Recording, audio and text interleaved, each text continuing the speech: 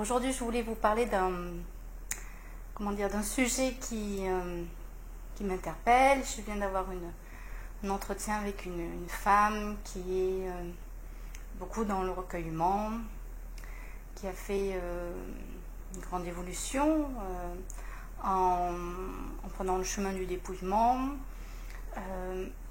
au point où elle arrive aujourd'hui à se retrouver entourée de ses enfants, mais sans amitié, sans relation autre. Et du coup, ça m'interpelle, parce que le recueillement, c'est évidemment important, essentiel. On en a besoin, surtout quand il y a des épreuves ou tout moment de la vie, quel que soit le passage qu'on a réalisé. La méditation, c'est une forme de recueillement, la prière, parce que dans le mot recueillement, il y a aussi une élévation qui se passe, qui se manifeste. Donc le recueillement est primordial pour arriver à nous recentrer. Et en même temps, quand il y a un excès de recueillement, si on peut appeler ça ainsi, on peut être simplement un ermite. Mais encore une fois, un ermite, c'est un passage. Certains sont destinés à être tout le temps ermites et tout le temps dans le recueillement, tout le temps dans la prière. Et puis d'autres, à un moment donné, ça peut faire partie d'une étape de notre vie. Puis à un moment donné, la prochaine étape, c'est de retourner vers le monde. Et du coup, je voulais vous faire part de quelque chose qui est lié à un événement qui s'est déroulé pour moi il y a quelques jours, où j'ai proposé à une chanteuse professionnelle un petit clin d'œil festif pour son concert, où après 20 ans de carrière, une première étape de chanteuse en trio, elle lance cette fois-ci sa carrière en solo. Donc à la fois c'est une toute nouvelle chanteuse, à la fois ça fait 20 ans qu'elle chante professionnellement, qu'elle a chanté en plusieurs, et là elle offre un nouveau répertoire. Et donc du coup, comme ça se passait chez moi, je voulais offrir quelque chose aussi. Évidemment, j'ai pas sa qualité de voix, de chanteuse, voilà, elle est professionnelle, donc il faut juste être humble et savoir reconnaître où c'est qu'on en est. Et à la fois, on a peut-être autre chose à proposer, voilà.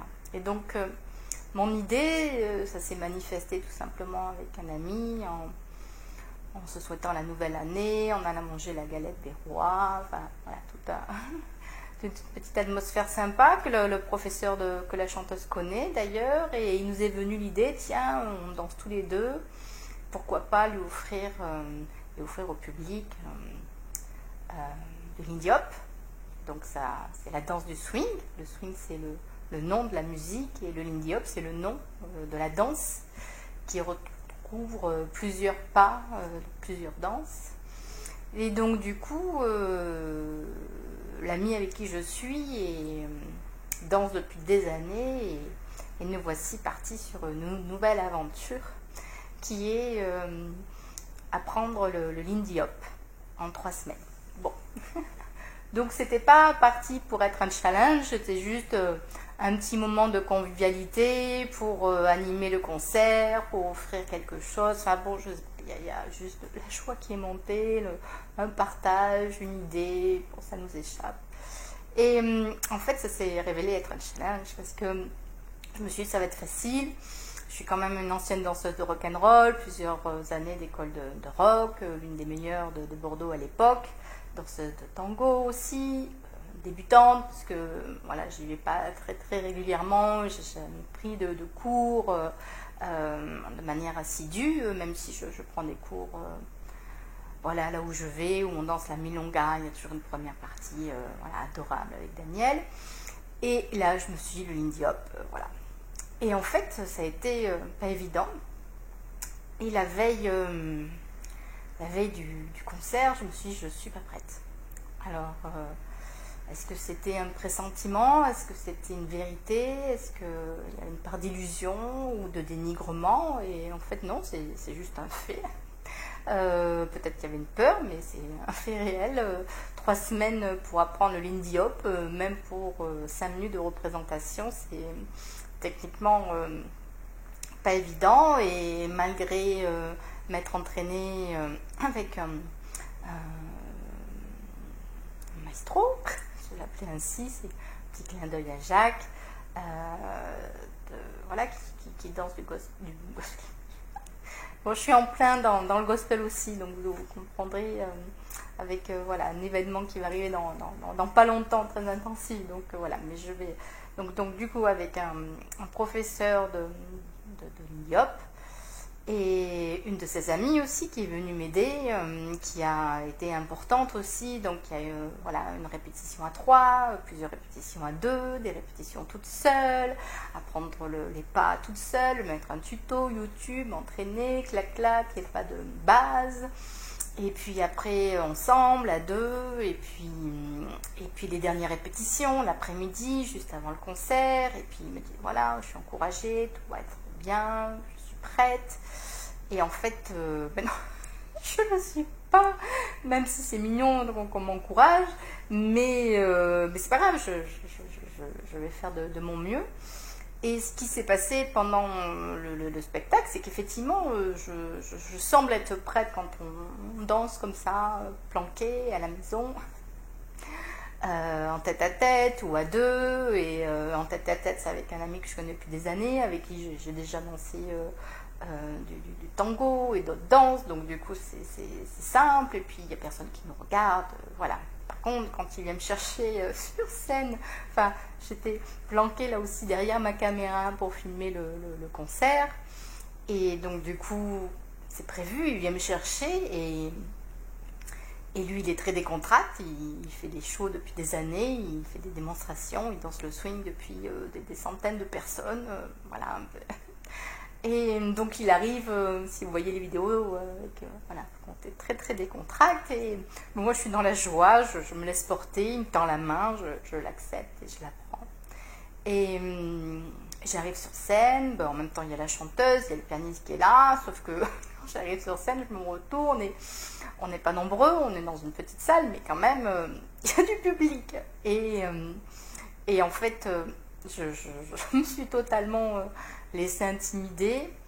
Et le pas qui était très délicat, auquel j'ai réussi à le faire plusieurs fois toute seule, c'est l'entrée de tandem. Le tandem par lui-même, je sais le faire, c'est l'entrée du tandem qui fait que si on ne prend pas bien la bonne entrée, le bon pas, on loupe le tandem. Et effectivement, j'ai fait le premier pas de base bien, le deuxième pas de base bien, et dès le troisième pas de base, qui était un pas de Charleston, tout simple, que j'adore danser, que je sais admirablement faire quand je suis toute seule en solo, mais là, voilà, l'intimidation a pris le pas. Et puis après, j'étais dans un tourbillon autre, je me suis laissée emporter, Jacques était là, donc c'est pas grave, le public a aimé, la chanteuse chantait, le pianiste jouait du piano, et je suis allée jusqu'au bout comme j'ai pu.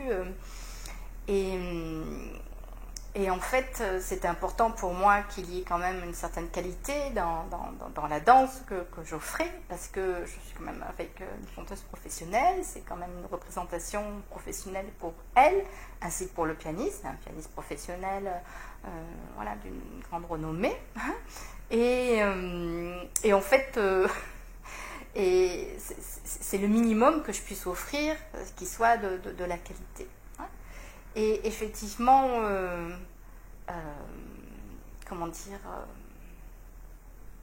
face à un public, voilà, c'est beaucoup compliqué. Donc se mettre en lumière, se mettre en avant, être sur une scène, voilà, cacher la maison, c'est simple. Et effectivement, dans le recueillement, c'est simple. Hein, on est bien, on est chez soi, on est dans le cocooning, on fait une méditation, on est bien, on reçoit des informations, on sent notre âme, on sent une présence, voilà, on est avec soi, tout semble simple, on perçoit des choses, On a des sensations agréables, souvent, voilà. Et puis, quand on doit s'exprimer avec quelqu'un, un ami, une amie, nos parents, les enfants, ben là, parfois c'est un peu plus compliqué, on bafouille, on ne sait pas comment s'y prendre. Et quand on doit aller plus loin face à des inconnus, s'exprimer face à des inconnus, face à un inconnu, face à 10 inconnus, face à 30 inconnus, c'est encore plus compliqué. Et cet émotionnel qui nous rattrape, qui n'est pas un émotionnel méchant, qui est un émotionnel de joie, un émotionnel festif, mais quand même, voilà, ça offre une forme de déstabilisation. Et en fait, ce qui s'est joué pendant ce spectacle, c'est que réellement, bon, il n'y avait pas de danseurs de Lindy Hop dans les spectateurs, donc ça m'a énormément peut-être sauvée, parce que tout le monde a trouvé ça super.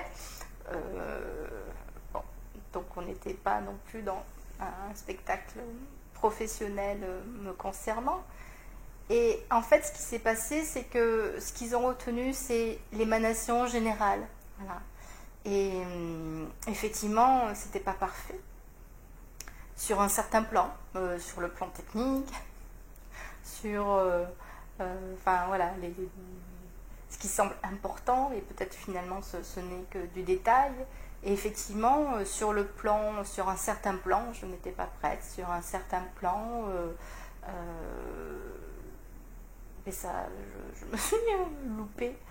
Et en fait, finalement, c'est minuscule. Parce que l'essentiel, il est sûrement dans l'émanation, dans l'atmosphère qui s'est dégagée. Et ce qui est important, c'est qu'à force de répéter seul, j'aurais peut-être atteint plus de technique, un meilleur niveau technique. J'aurais peut-être réussi à faire mon entrée en tandem et enfin vous offrir un véritable tandem, parce que c'est beau. Et j'aurais peut-être réussi à faire plein d'autres choses, plein de pas autres, mais face au public, j'aurais quand même peut-être aussi perdu mes moyens. Donc finalement, le recueillement, c'est important,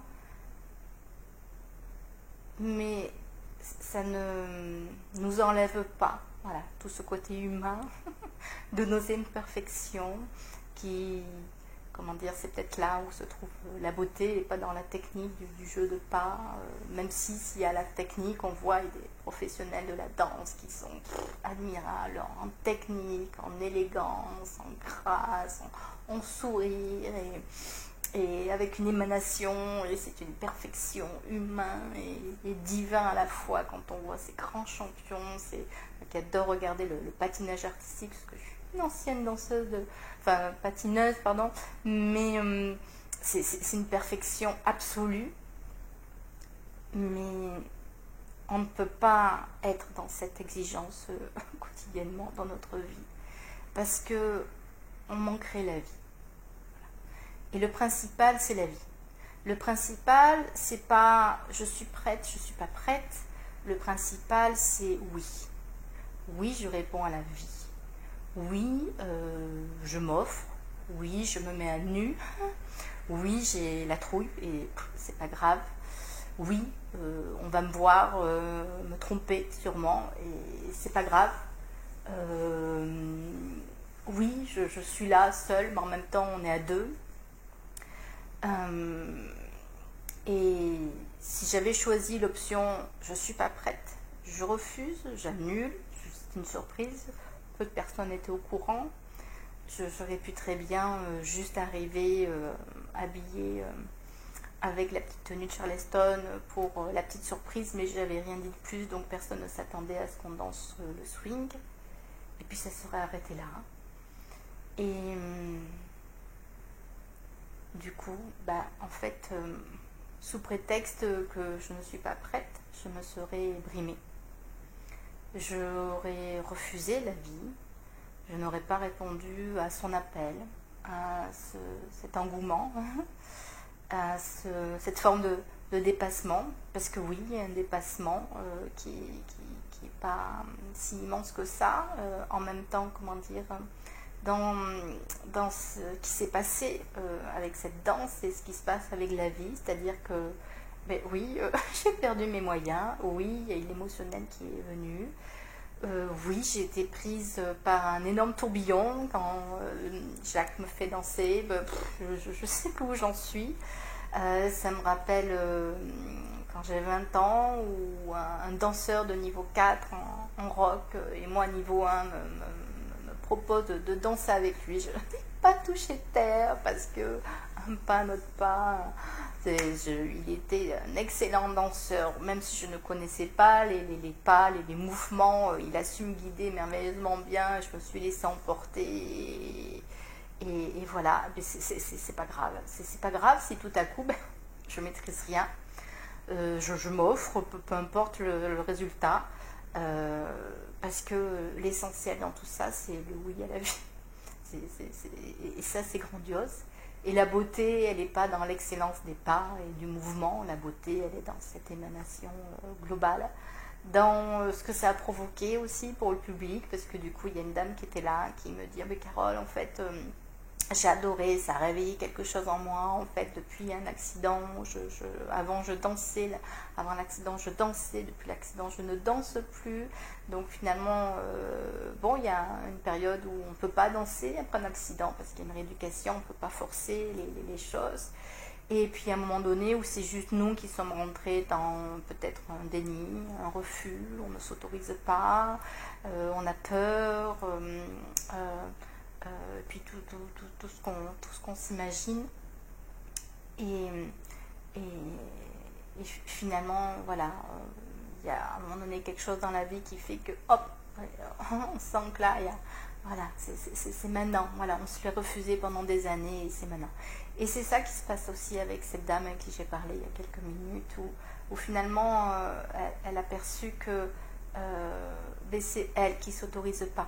Voilà, et à force de rester dans le recueillement, de méditer, etc., finalement, elle est dans ce lien ciel-terre, mais finalement, est-ce qu'elle est vraiment sur la terre? Est-ce qu'elle a un mouvement aussi réalisé vers l'autre? Est-ce que la transmission, c'est une transmission des mots? Pas forcément, c'est une transmission de l'attitude de générale.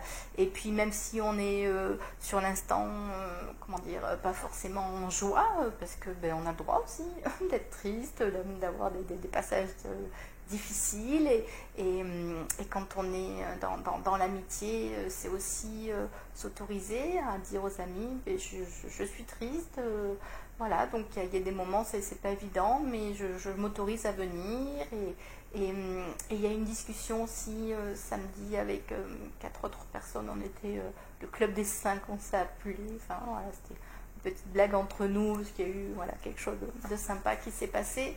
Et on parlait sur forcer. Voilà, il y a eu quelqu'un qui disait que parfois dans la vie, il faut se forcer. Voilà, on est en dépression, mais il faut se forcer à se bouger. On est dans une épreuve, il faut se forcer à bouger.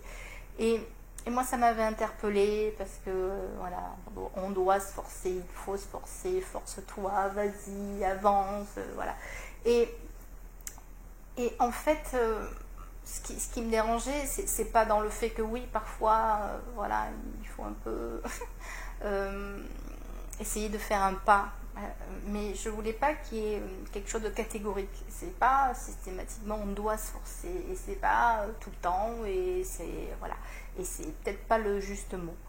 Et donc du coup, c'est que parfois dans la vie, comment dire, c'est pas se forcer. C'est répondre à l'appel de la vie, c'est voir quand la vie se manifeste, et c'est elle, donc c'est juste, on fait une réponse, on ne se force pas, on est dans un alignement, qu'on soit triste ou pas, il y a quelque chose qui fait que c'est là. Cette dame aussi attend les messages dans son recueillement, elle est en attente, donc qu'on lui dise oui, qu'on lui dise elle est là, que son âme lui dise là, et si on attend tout ça, des messages, tout ça, en fait, parfois on n'avance pas. Et c'est important, comment dire, même quand il y a du silence intérieur, où il n'y a pas une piste prédéterminée, parfois c'est juste l'observation de la vie, où elle nous appelle. Voilà. Et puis dans le mot se forcer, il y a des fois où quand on est éprouvé, il y a besoin aussi de recul. Donc le recueillement est important, il ne faut pas le nier, il ne faut pas nier ces périodes-là, il ne faut pas culpabiliser parce que d'un coup on s'offre et du repos, et du recueillement, de la méditation, de prendre du recul. Mais c'est de ne pas aller trop loin et de ne pas s'y enfoncer et essayer de ne pas trop s'y engouffrer. Et quand on s'engouffre trop dans un recueillement qui devient un peu un confort, le carcan, etc., normalement la vie vient nous récupérer. Et c'est là en fait, c'est pas se forcer, c'est que des fois il y a besoin de ces espaces de solitude qui sont des espaces où quelque chose est en train de maturer, de se jouer dans notre intériorité. Et des fois, voilà, peu importe si on est triste, il y a un mouvement qui est à créer, la vie qui nous appelle, on l'a vu, on l'a senti, on ne sait pas pourquoi, mais là on doit aller là, ou là il y a un ami qui nous dit viens, et puis on dit oui, et peu importe si on est triste, on n'est pas triste. Je me rappelle quand ma mère est morte, c'était des souffrances atroces à l'intérieur, et je répondais à certaines invitations, voilà, et c'était pas facile pour moi, parce que je n'arrive pas à me forcer à être joyeuse. Et donc du coup, peut-être que c'est pas facile pour les amis aussi, pour me recevoir, alors qu'eux sont dans la joie et moi dans la tristesse, et que du coup, ils m'accueillent, mais je ne peux pas me forcer à être dans la joie, donc ils m'accueillent dans l'état où je suis, avec ma tristesse. Et en fait, c'est peut-être là où se joue le plus précieux, parce que dans cet espace-là, il n'y a pas de jugement, on nous accueille comme ça. Et c'est évident, c'est pas évident pour quiconque, mais c'est pas grave, il y a une forme d'imperfection, on est dans un repas d'amis, festif, et à la fois tout le monde ne l'est pas. Voilà. Et c'est ça qui se joue. Dans cette réponse à la vie ne nous demande pas d'être parfait au moment où elle nous appelle, elle ne nous demande pas d'être en joie tout le temps au moment où elle nous appelle de la manière dont nous sommes au moment où l'appel est lancé. Et je me rappelle, j'ai eu des appels de vie énormissimes dans des moments de détresse pas possible, et en fait c'est la vie qui vient nous chercher. Mais si on dit non une fois, non, mais je suis pas prêt. Alors j'ai fait une petite vidéo un peu dans ce sens-là en juin, donc vous verrez, c'est une vidéo, je me rappelle plus comment je l'ai intitulée, bon, on était, j'ai dû la poster en juin. Et donc on dit non une première fois, on dit non une deuxième fois, non mais je vais rester dans mon petit coin, non mais je vais rester à la maison au chaud. Et peut-être qu'en fait la vie, il y a plein de cadeaux qui sont là, et en fait à chaque fois qu'on dit non à la vie, on dit non à un cadeau, et puis on dit non à un deuxième cadeau, puis on dit non à un troisième cadeau, et puis non, et en fait on crée des bouchons. Et donc du coup on force de créer des bouchons, mais peut-être que nous on s'enlise dans notre mal-être, parce qu'à force de dire non et non et non, finalement on reste très très loin de ce mouvement de vie, et on sent une tristesse qui n'est pas due à notre épreuve, ou à ce passage, mais une tristesse autre, parce que, oui, on a dit non, quelque chose de précieux, de beau, d'inaltérable, et je me brime, en fait, je me suis laissée brimer. Et comment repartir dans mon mouvement de la vie quand en fait je m'offre que du dénigrement, c'est juste moi avec moi, en fait je me crois dans le recueillement, et en fait je dis à la vie non, quand elle m'appelle je dis non, et ça s'appelle une forme de dénigrement, une forme de déni de la vie. On ne s'autorise pas, hein, ou peut-être qu'on attend d'être parfait, on attend d'être mieux, mais la vie nous prend comme si, parce que comment dire, quand on n'est pas bien, l'ouverture se passe par petites étapes, hein. C'est pas tout à coup on est un bourgeon, clac, la rose elle éclate. Donc du coup quand on est comme ça dans ce semblant d'ouverture, ou peut-être dans un peu d'enfermement, etc., la vie va venir délicatement nous aider à grandir. Et en fait, c'est comme si on dit, ben voilà, on vient nous arroser, on met de l'engrais naturel et tout, puis nous on dit non, non, non, mais moi je vais grandir toute seule, j'ai pas besoin d'eau, j'ai pas besoin d'engrais, j'ai pas besoin qu'on prenne soin de moi, mais je vais prendre soin de moi tout seul. Voilà. Mais je prends soin de moi, je me recueille, mais là où je me recueille, ben, il y a effectivement certains ingrédients sympathiques, mais finalement, la vie, l'eau, l'engrais, et voilà. Donc du coup, je refuse finalement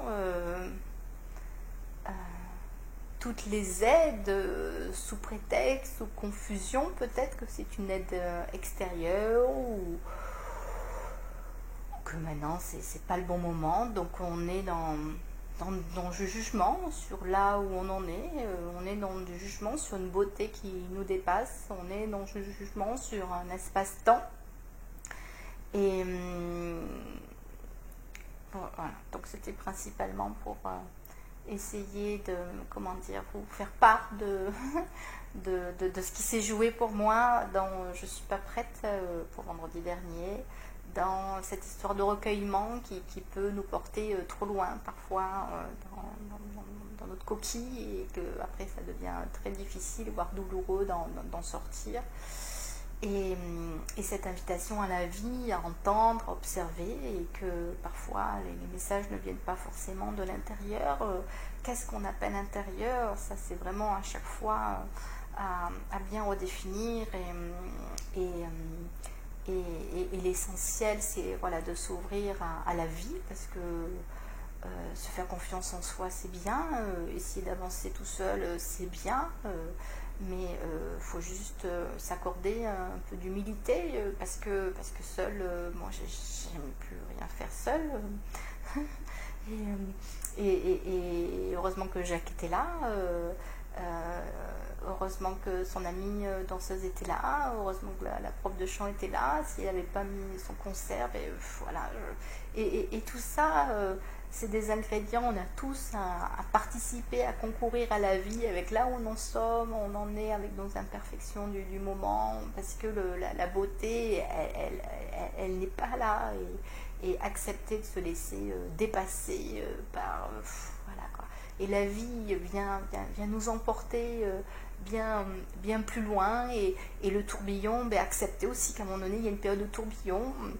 Il y a des moments très positifs, et ça s'enchaîne, et à un moment donné, le lendemain comment ça s'appelle, de ce concert, j'ai pas pu me reposer, il y avait encore d'autres événements, et le recueillement a été le surlendemain, et puis le repos pas encore tout à fait eu lieu, mais il va venir. Donc je sais, voilà, qu'il y a toujours une période de repos qui nous est offerte.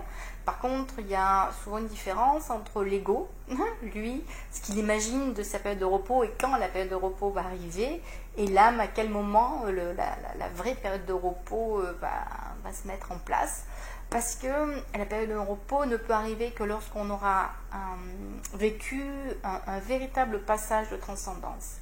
Et parfois, l'ego, il a besoin de repos alors qu'il est en plein milieu, enfin voilà, en plein passage, et qu'il n'a pas encore réalisé le retournement nécessaire. Et puis, il a besoin tellement de maîtriser que je dis, ok, je prends un peu de repos, etc. Je ne vais pas me laisser embarquer par le tourbillon, par je ne sais pas ce qu'on se dit, et que je vais prendre du recul, etc. Et c'est peut-être là, justement, où on refuse d'aller vers cette transcendance, parce qu'on refuse de se laisser emporter, parce qu'on a besoin de maîtriser, parce qu'il y a des peurs qui sont là, peu importe. Et donc, du coup, j'ai envie juste de préciser que l'invitation à la vie, ça nous fait aller effectivement bien plus loin de ce qu'on imagine, et c'est là où c'est beau, parce que justement on est dans le don, de nous, on est dans ce rapport au monde, dans cette confrontation au monde qui est pas facile, et on aimerait bien que le monde s'arrête pendant un temps pour respirer, pour méditer, et qu'il y a des fois effectivement la méditation est indispensable, mais il y a des fois allons-y jusqu'au bout, et la méditation, on prendra du recul après, il y a un moment donné on va se l'offrir, mais faisons attention par excès de méditation, excès de prendre du recul, finalement on ne manque pas des rendez-vous avec la vie qui sont précieux, Et c'est la relation toujours ciel-terre, mais à la rencontre du monde, à la rencontre de notre propre ouverture, grâce à l'ouverture des autres. Les autres sont là aussi pour nous permettre de participer à notre propre découverte de nous, ils sont là aussi pour nous enrichir. Les autres ne sont pas des ennemis, le monde n'est pas un ennemi, le monde est là pour qu'on se rencontre, pour qu'on se découvre, pour qu'on se déploie, pour qu'on arrive à sublimer. Peu importe, si là il y a des blessures, et la vie est coquine parce que normalement, quelles que soient les blessures, elle va venir nous chatouiller dans les blessures, mais elle n'est pas là pour nous embêter, même si on le perçoit qu'elle nous embête, mais elle est là pour nous porter plus haut. Donc acceptons de nous laisser porter par une forme de tourbillon à un moment donné. Voilà, soyez rassurés par le fait qu'il y a toujours une période de repos, il y a toujours une période de recul qui nous est offerte, mais peut-être pas au moment où on s'y attend, et que pendant ce temps-là, la vie, elle est là. Donc observez vraiment, parfois, comment dire, les messages, ça ne vient pas uniquement de l'intérieur, c'est parce qu'on est vraiment les yeux sortis de nos œillères, ou peut-être sortis de notre tanière, et peut-être sortis donc de nos carcans, que d'un coup, la vision va s'élargir. Quand on est dans un petit renard planqué dans la tanière et qu'on est juste à l'entrée de notre petite tanière, du trou, voilà, on ne voit pas grand-chose parce qu'il y a toute la tanière qui est là. Et puis en fait, il faut vraiment sortir de la tanière pour vraiment voir. Et encore, on a encore le trou derrière nous. Donc peut-être qu'il faut aller jusqu'au fin fond, enfin jusqu'au milieu de la prairie pour voir exactement ce qui se passe et voir véritablement la vie et voir ce qui s'anime et ce qui est, comment dire, ce qui s'anime, oui, pour nous, ce qui nous est proposé, et que tout d'un coup, il va y avoir peut-être un autre renard qui va venir, un autre écureuil qui va nous proposer de jouer, enfin, je sais pas. Mais soyons dans cette folie, si on est fou, que ce soit la folie de sortir de notre tanière, la folie de nous offrir au monde, la folie de se laisser embarquer par une joie tout à coup alors qu'on était en pleurs la seconde d'avant, la folie qu'un ami nous prenne par la main et nous amène danser, la folie, voilà, peu importe si on sait danser ou pas, hein. Il y a eu voilà, un petit épisode avec quelqu'un que je connais depuis peu de temps et sa femme, et j'ai voulu l'inviter à danser, mais Carole ne m'invite jamais à danser. Voilà, je ne sais pas si c'est lié à des peurs, etc., mais c'était tout un monde pour lui qui l'invite à danser. Voilà, donc je l'ai taquiné dans ce sens-là, parce que, voilà, et je vois que quand je parle de la danse à certaines personnes, ça a de suite un effet, comment dire, une répercussion importante pour eux, parce que tout à coup, voilà, ils ont les joues qui commencent à rougir, et voilà, ça les met dans des positions pas possibles, de peur, voilà, je sais pas tout le référentiel qu'il y a derrière, peut-être qu'ils n'aiment pas leur corps, ou voilà, mais en fait, tous les gens qui dansent, ils sont beaux, enfin, ils sont beaux, et l'idée c'est pas que pendant une rencontre je vous fasse apprendre le Lindy Hop, c'est juste de se mettre en mouvement, peu importe le mouvement, c'est choisir une musique qui nous touche, peu importe la musique, et évidemment s'il y a un autre showcase, comme m'a dit Jack, sûrement que le prochain showcase je serai beaucoup plus à l'aise et peut-être que je serai moins dans l'émotivité, j'arriverai enfin à faire mon entrée en tandem Charleston. Mais c'est sûr que, encore une fois, le tandem Charleston à la maison, en tête à tête, dans le salon avec un super ami depuis longues années, c'est un régal et c'est très très simple à faire. L'entrée en tandem toute seule avec une vidéo YouTube, ou toute seule sans vidéo YouTube avec juste la musique, c'est encore plus facile à faire. Mais le challenge, c'est de le réaliser à deux, ensemble, avec d'autres personnes, de faire partager ça. Voilà. Donc, voilà, c'est une invitation à la beauté. Merci.